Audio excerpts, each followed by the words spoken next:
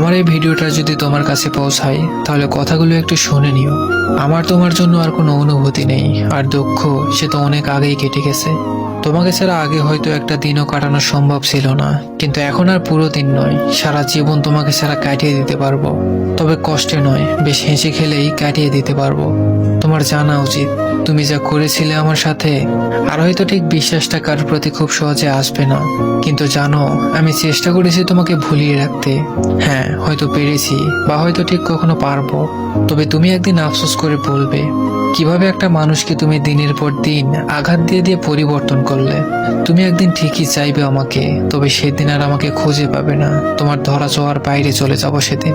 হ্যাঁ, আমারও মনে থাকবে কিরকম পরিস্থিতিতে তুমি আমার হাতটা ছেড়ে দিয়েছিলে।